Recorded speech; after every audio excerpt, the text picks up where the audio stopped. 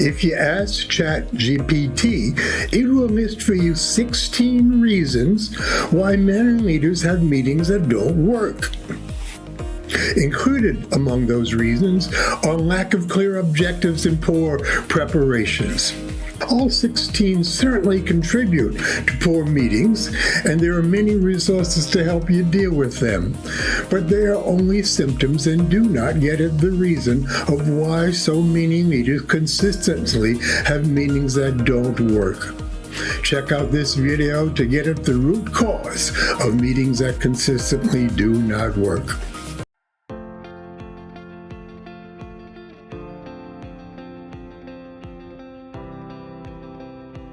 The root cause of why so many leaders have meetings don't work is that they do not understand that groups of people take on a life of their own, becoming singular entities in their own right. It's like your car. It's made up of hundreds of components, but operates as a single entity, and we use it that way. The same with your phone. It's made up of many components, but operates and is used as a single entity. It's the same way with groups of people. However, we've been socialized to focus on individuals, which prevents us from working effectively with the single entity that the group has become. That would be like wanting to manage your car by moving its parts around.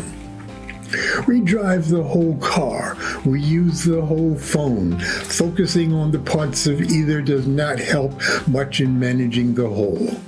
Technically, the group as a whole is referred to as a human system, and that's what we're talking about here.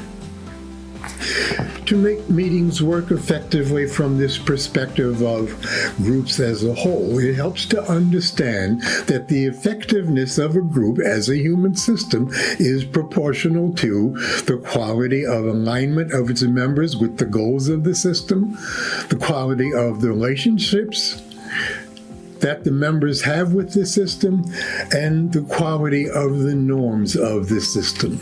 We'll take a look at each one separately. The first one, the quality of alignment of its members with the goals of the system. That means that all members need to be headed in the same direction, not going off on their own toots and doing their own thing. And that all have the same understanding of the goal. Too many leaders assume that that understanding exists when it's really fairly vague and fairly weak. Two, the quality of relationships within the system.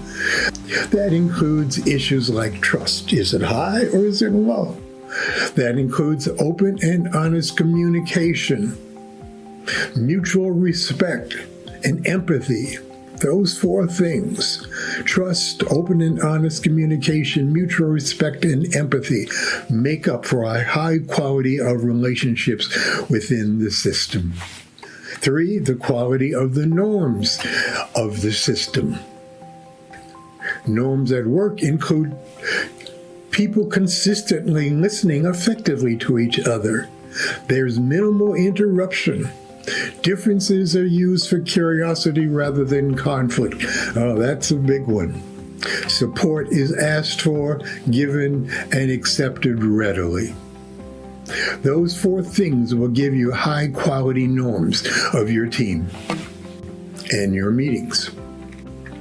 If all three are in place, positive synergy will occur, and this system's behavior will produce results that are greater than its components could produce independently. It's like the team that invented the iPhone: Steve Jobs, Tony Fadell, Steve Forrester, Johnny Ive, and others.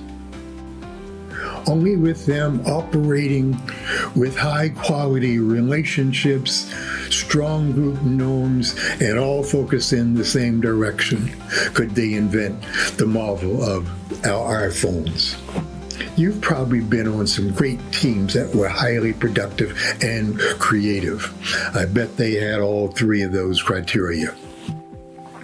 If all three are not in place, negative synergy will occur, and the group's behavior and the group's results will be less than what the individuals could produce if they were operating independently. Think of the teams of smart, well-meaning people who in meetings bicker or are apathetic and can't make a decent decision. They would have been better off working solitarily in their individual offices. This synergy is a characteristic of whole entities where the behavior of a whole cannot be predicted by the behavior of its individual components operating individually.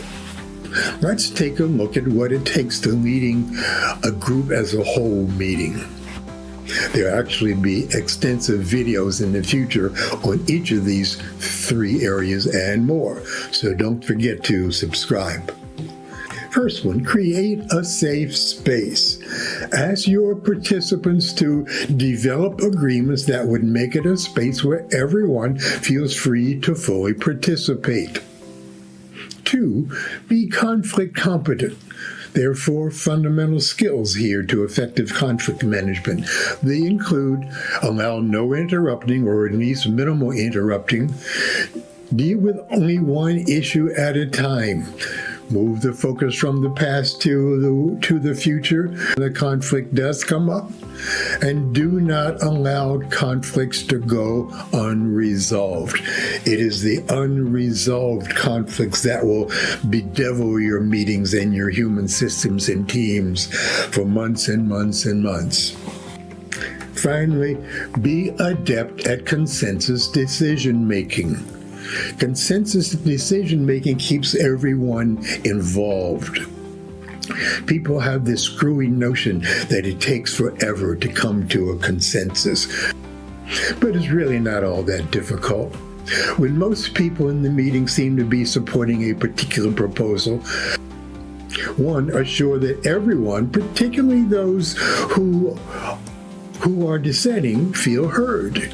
And 2, ask those dissenters if they would be willing to support the decision even though they don't think it's the best idea since sliced bread. In all my years of doing this work, I've never had this fail or have it be drawn out into some long discussion. That only occurs when a meeting attempts to convince dissenters to agree.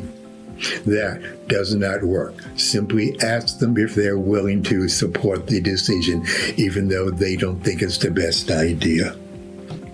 In summary, leaders do not have to have so many poor meetings. And ChatGPT offers many of the tactical things that can help. However, to take a giant strategic step, start by seeing your team as an individual entity that has taken on a life of its own and has become a human system. From there, help the participants of your meeting of your team to agree on a group of norms that will hold the conflict down and make it a safe space. That's all you need to do, and of course, become adept at consensus decision-making.